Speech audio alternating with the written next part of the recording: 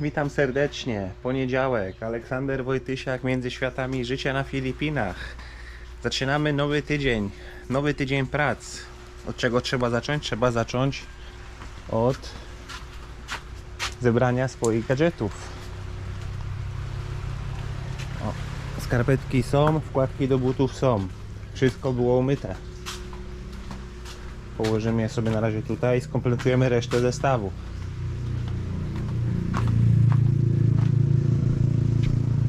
Spodnie są, bluer z Julii. O, wieszak spadł, koszulka jest. Koszulki w zapasie są.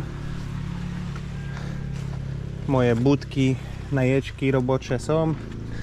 Także można się przebierać i brać się za pracę. Dziękuję jak zawsze za wszystkie komentarze, za wszystkie lajki. No i za wszystkie subskrypcje, wszystkim osobom, które zdecydowały się kliknąć ten czerwony przycisk, bardzo dziękuję. Dobra, nie ma co gadać, przebieram się i bierzemy się za pracę. I już przebrany. Plan na dzisiaj, moi mili, bierzemy się za tą ścianę działową. Żeby zacząć z nią w ogóle coś robić, trzeba oczyścić tą belkę, poimpregnować i polakierować trzykrotnie. Także zaczniemy od tego, żeby to oczyścić i zaimpregnować na razie. Potem mogę zacząć wstępnie docinać elementy, jak to sobie będzie schło. No ale plan jest taki, żeby ta ściana działowa była już konstrukcja zrobiona. Może w międzyczasie, jak to sobie będzie schło, bo to jakiś czas schnięcia jest pomiędzy poszczególnymi krokami, to będziemy mogli sobie kontynuować coś innego tutaj. Ewentualnie brać się za rozbiórkę tej ścianki, ściągnięcie drzwi. Zobaczymy, co przyniesie dzień, po prostu jak to będzie szło. Mam jeszcze kilka belek mahoniowych do dorobienia w tak zwanym międzyczasie. Także jest co robić, ale to od czego zaczniemy to po prostu oczyszczenie tej konstrukcji. Zaimpregnowanie też tego, bo to było... Tu była ściana. Z tej strony stała ściana i tu ściana nie dochodziła do tej belki, więc to jest niezaimpregnowane, nie polakierowane. Trzeba to zrobić. Jedyna część z tej belki, która jest nie przygotowana. Tutaj, gdzie była więcej śladów po termitach, zobaczę, jak to drewno będzie po prostu wyglądało w tak zwanym międzyczasie. Bo czytałem w internecie, że mogę równie dobrze też nawiercić delikatnie jakimś sporym wiertełkiem pod kątem 45 stopni to drewno. Ono, takie nawiercenie nie osłabi znacznie konstrukcji, a wtedy w ten otwór też mogę wlać ten impregnat i to stworzy taką barierę, bo wiecie, jak impregnuję to z zewnątrz, no to wsiąka w drewno na jakąś tam określoną głębokość, to nigdy nie dojdzie do samego rdzenia drewna. A jeżeli bym nawiercił to drewno i wlał tam impregnat, to stworzyć takie piętro wypełnione po prostu impregnatem, gdzie to drzewo będzie miało tak jak bambus, takie schody po prostu jakby, że będzie przez cały przekrój drewna w pewnym miejscu po prostu bariera, chociaż one i tak tam do środka nie wchodzą, także nie myślę, żeby to było konieczne. Ale rozważam to. Ale czytałem też w internecie, że są normalnie jak na szczury są takie specjalne preparaty na termity, trutki, gdzie ma to zadanie to, że ten termit robotnik bierze ten pokarm, no i zawsze dbają zwierzęta o królową. No i zanosi go do gniazda. Jak królowa się tego nażre, to zdycha, jak królowa zdycha cała kolonia. Więc może zamówię takie coś z internetu i pochowam tu i ówdzie w ścianach, tak na przyszły, jakby co po prostu, że jak już sobie przyjdą, to zastawię na nie pułapki, jakby kiedyś miały wrócić. Jaki chytry plan. Ale są takie preparaty, sprawdzałem w internecie. Dobrze, nie ma co gadać. Olek, nie ma co gadać, trzeba brać się za robotę, żeby był dzisiaj tutaj postęp prac. Jak będziemy mieli tą ścianę, opłytuje się ją z jednej strony. Myślę, że na początku będziemy sobie pracowali tutaj.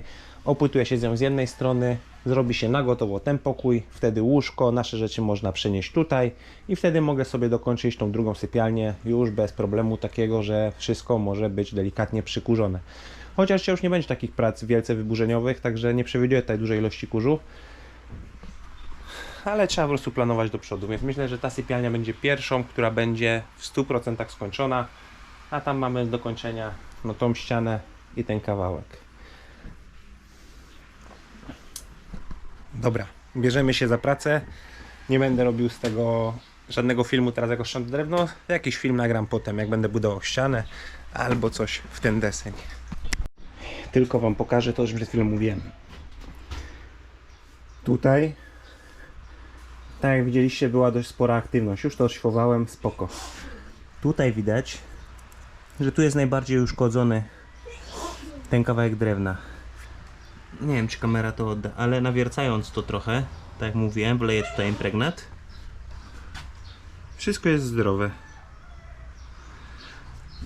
Także ogólnie kondycja tego elementu jest ok. Biorę się za impregnowanie tego i będę kontynuował. Postawienie takiej ścianki w Norwegii, w norweskich warunkach zajmuje jakieś pół godziny. Do godziny czasu, jak jeszcze sam sobie musisz pociąć materiał, ale jak jest z paczki, no to kwestia po prostu zbicia tego, mówię, do pół godziny maksymalnie. A że tutaj jest jak jest i że robię to tak jak robię, to mam pocięte już na wymiar elementy, które wykorzystam do ściany. Były impregnowane wcześniej, 2 dni wcześniej, nie wiem, było we vlogach, ci co oglądają to wiedzą. A teraz jeszcze je lakieruję, schną na słońcu i jeszcze została jedna krawędź do zalakierowania. W sumie mogę ją zalakierować teraz, bo będziemy jechali do Lazji.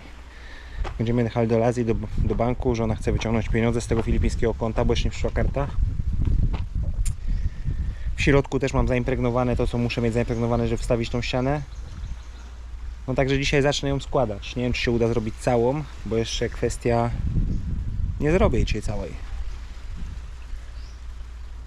Bo jeszcze kwestia porobienia tych poprzecznych i też zaimpregnowania ich. Może nie zaimpregnowania, bo są gotowe długie belki, które mogę pociąć, ale i tak będzie trzeba je zalakierować. Więc myślę, że ściana finalnie będzie skończona dopiero jutro. No po prostu schodzi czas na procesy schnięcia tak samo i na szykowanie tego materiału. Ale do przodu, ale do przodu. Jedziemy do Lazji na chwilę. Jest godzina 9:30 i jedziemy do Lazji. Wróciliśmy z Lazji, podjęliśmy gotówkę z banku. Bank taki dość prymitywny, jak w Polsce w starych latach. Nie wiem, czy jeszcze tak jest. Może dla starszych ludzi takie opcje są. Że wypełniasz druczek papierowy i ci w kasie wypłacają pieniądze, bo jeszcze nie przyszła karta. Część elementów już zdążyła przesnąć polakierowana. Pierwsza belka, która będzie dołem ściany, mam docięte górne, pionowe i zacznę to powoli zbijać do kupy. Taki jest plan na ten moment.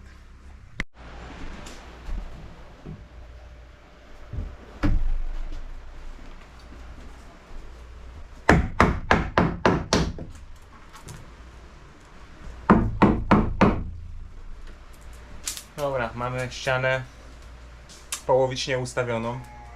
Wszystkie piony są pomontowane. Teraz pora dorobić poprzeczki poziome. Część z nich już jest dorobiona. Żona je lakierowała. Także niedługo powinny być gotowe do montażu, ale jeszcze nie są wszystkie. No jest trochę zabawy. Tym bardziej biorąc pod uwagę, że jest tutaj belka konstrukcyjna drugiego piętra. Jest stare gwoździe, których nie mogę wyciągnąć ani usunąć, ale one mogą stać w środku ściany, także nie ma z tym problemu. Ale już zarys ściany jest. Robimy dalej.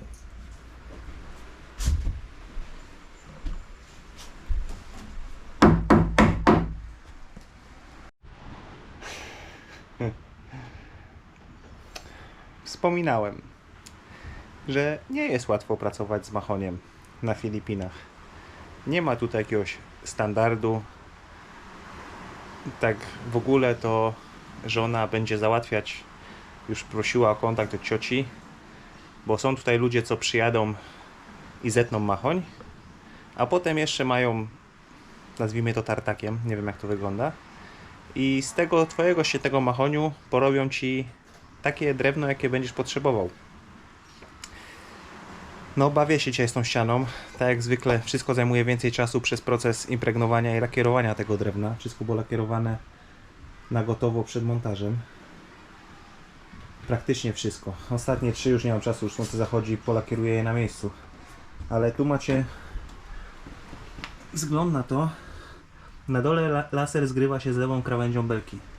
Idziemy w górę i tu no drewno jest bananem, idzie w tą stronę. I na górze znowu się zgrywa z lewą krawędzią. Także to, co trzeba zrobić, trzeba wziąć miarkę, zmierzyć dystans i podocinać takie klocki, bo pewności też nie ma, czy ściana jest w pionie lewa, jak się nie sprawdzi, żeby wyprostować tą belkę, żeby była w pionie. Tak jak zrobiłem tam.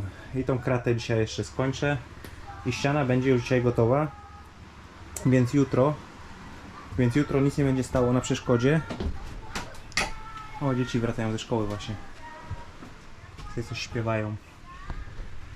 Także jutro nic nie będzie stało na przeszkodzie, żebym mógł kontynuować tą sypialnię, tą drugą sypialnię, w której obecnie nie śpimy.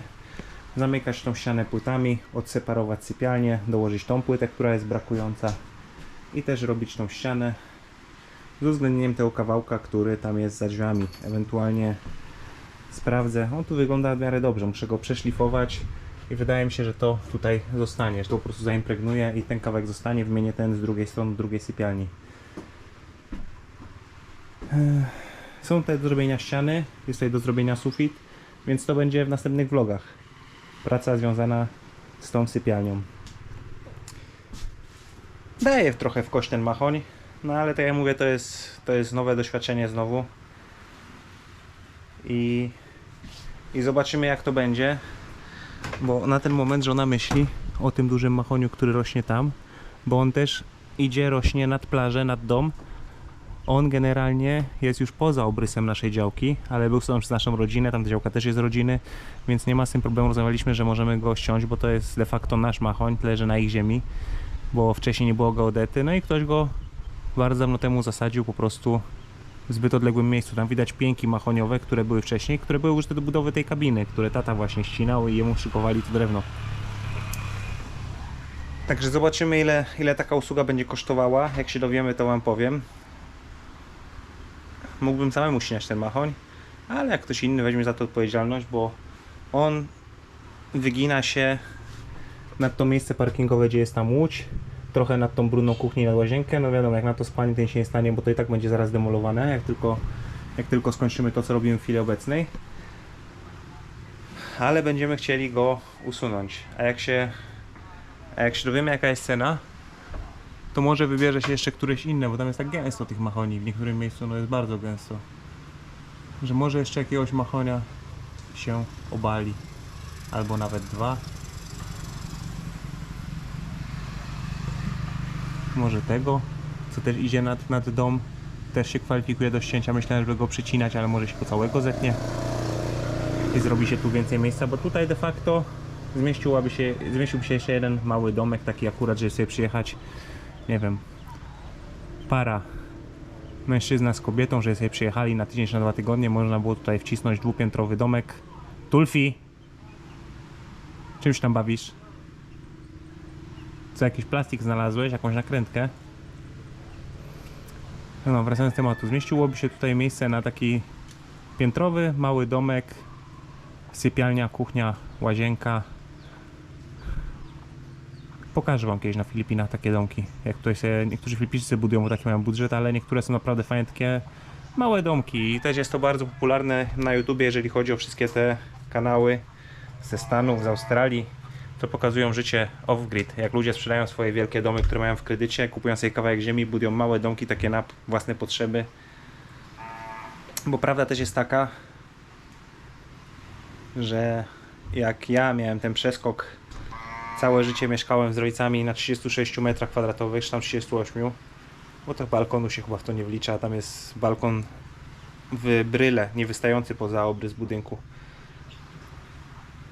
I to było wystarczające dla 4-osobowej rodziny, plus jakiś zwierzak.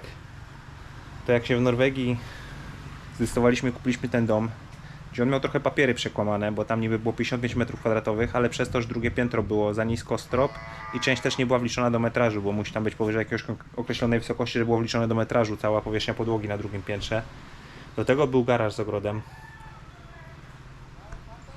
To było ponad to, co potrzebujemy, naprawdę. Tak samo jak ten dom jest duży, jest garaż. Jak miałem garaż, miałem duży garaż, który normalnie mogłem zaparkować Audi A6 w kombi i jeszcze dookoła coś robić przy tym samochodzie, nie dłubać przy kołach, jeszcze narzędzia stałe, był z przodu regał. To koniec końców mój garaż zamienił się w wielką graciarnię różnych materiałów budowlanych. Samo opróżnienie garażu, jak sprzedawaliśmy dom, to była jakaś syzyfowa praca. Naprawdę to był proces, który zajął dużo więcej niż myślałem, że może to zająć. Także rozumiem ludzi, jest taki fajny kanał na angielsku, My Tiny House, na YouTubie po angielsku, My Tiny Little House, gdzie gdzieś tam chyba z Australii to jest, gdzie facet chodzi po właśnie domach, ludzie wysyłają sobie zgłoszenia, pokazują jak mogą żyć poza systemem, że mają systemy solarne i wszystko to co potrzeba, żeby żyć, nie płacić żadnych rachunków i sobie po prostu żyć z jakimś ogródkiem.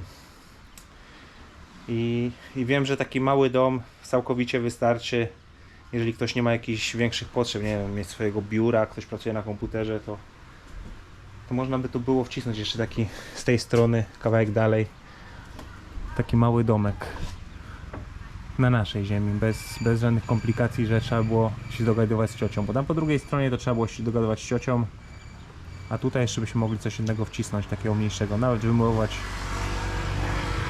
Ale na przyszłość kurczaki chodzą, pisklaki. Dobrze, biorę się za dokończenie tej ściany, ale ściana wygląda już jak ściana, wygląda świeżo, solidnie, będzie służyła. Nagram coś jak skończę. Mamy ścianę, proszę Państwa. O, żona ścieli łóżko, trzepała na żółte. Ściana jest gotowa. Także krok do przodu. Także krok do przodu. Ale tego pyłu. W trakcie dnia byliśmy jeszcze u cioci i u wuja w sklepie. Dostaliśmy za darmo mango, banany. Widzicie jak wyglądają banany na Filipinach, jak nie ma standardów Unii Europejskiej. Tak, to z drzew cioci i wuja. O, idzie mały łobuz.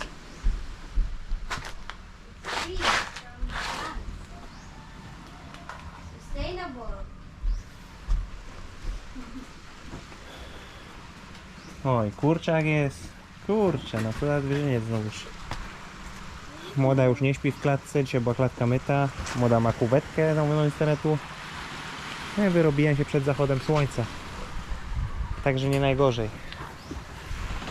Nie najgorzej, chociaż było trochę zabawy z tą ścianą. Ale już jutro będę mógł sobie na spokojnie kontynuować pracę. Już po pracy, także pora na zwierzynie. Co tu się dzieje? Co to za zamieszanie?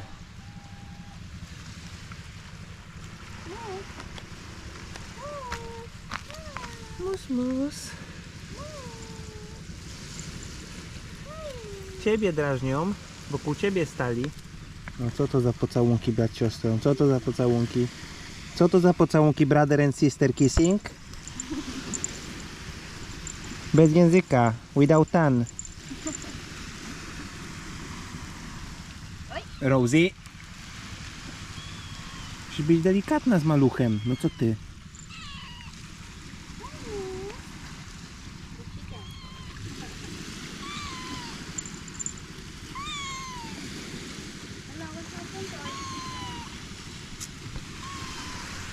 Co tam, maluszku? Dokuczają ci? Nie, nie dokuczają ci.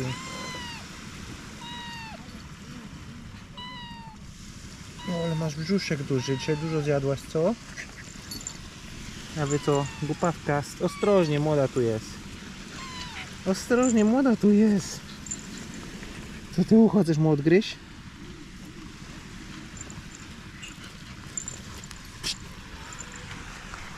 Chodź, mus od tych łobuzów.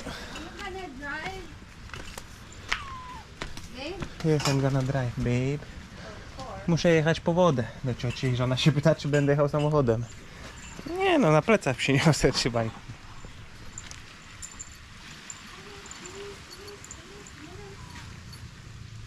Po wodę pitną muszę jechać.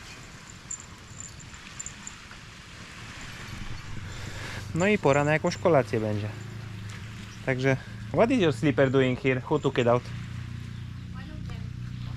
A. Klapek Ernestin wyszedł na spacer. Przyznać się, który to? Który to się bawił klapkiem? O. Żona woła kota, Tulfi już zazdrosny. A panienka tam tylko słucha.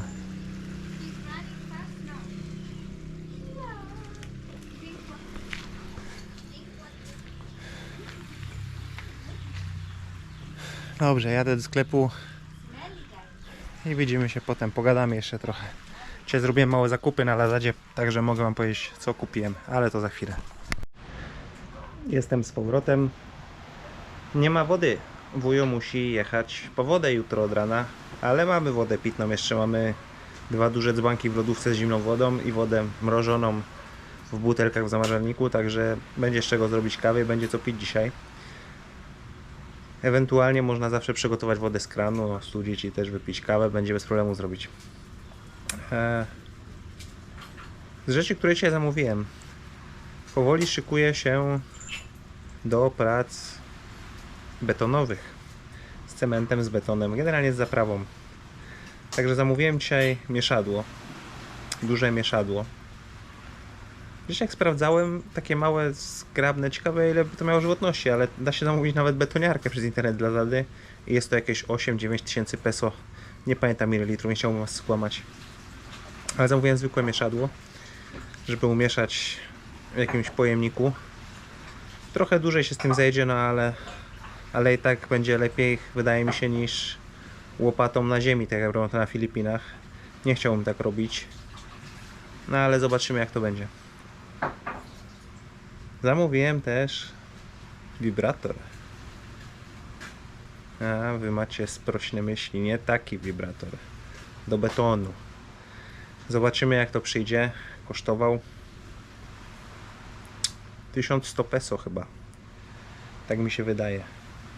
No i jeszcze po pracy przed chwilą zamówiłem, znalazłem na Lazadzie. Kosztowało to 400 peso za 5 torebek. Środek na termity. Ale ten inny środek, o którym wam wspominałem, że rozsypuje się go, jak będę otwierał ściany od zewnętrznej strony i zamykał je potem, to w takich kluczowych miejscach po prostu nasypę trochę tego proszku i zamknę ścianę. Jeżeli kiedyś by termity przyszły, no to działa na tej zasadzie, że jeden się truje tym, zanosi to do gniazda i wybija przy okazji całą kolonię, łącznie z królową. Bardzo dużo paczek idzie z Lazady, także w najbliższych dniach spodziewam się, że jak zaczną przyjeżdżać w ciągu 5 dni do tygodnia, to będą przyjeżdżali znowu codziennie. W sumie to wiem, że jedna osoba z oglądających ma Starlinka, ale zastanawiam się nad Starlinkiem tutaj. I zastanawiam się też w kwestii takiej bardziej biznesowej nad Starlinkiem, bo z tego co się orientowałem w internecie, nawet tego zwykłego Starlinka dużego, nie mówię o tym turystycznym, że na upartego da się pociągnąć kabel na przykład do wujka z naszego Starlinka.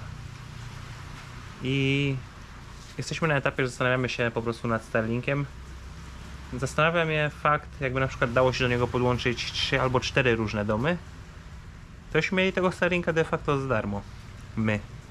Za samo udostępnienie. Niewielki panel słoneczny, bateria, żeby on cały czas był pod prądem. I myślę, że działałoby to lepiej niż nasz obecny internet, bo nasz obecny internet sprawia problemy szczególnie w tych godzinach, kiedy jest największe natężenie użycia na sieci, czyli po godzinie 17 do godziny 22. Najlepiej jest w nocy, późną w nocy, wtedy filmy wchodzą, ładują się na YouTube'a. Ale tak po południu to jest słabo. Jest słabo czasem. Ernestin robi obiad, kolację. Cała szajka odpoczywa. Nie ma spania. Będziecie w nocy hałasować i rozrabiać. No sleeping. No sleeping. No sleeping.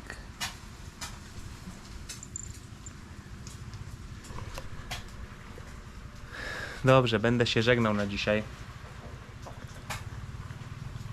Bo nie ma tematów, które wymagają jakiegoś komentarza. Z mojej strony nie ma komentarzy, które wymagają jakiegoś komentarza i rozwinięcia się. Także dziękuję wam bardzo za uwagę, za wszystkie lajki, za wszystkie komentarze, za wszystkie subskrypcje. i pozdrawiam do jutra. Na razie, Aleksander Wojtysiak, Między Światami. Życie na Filipinach. A jutro bierzemy się za płyty w sypialni.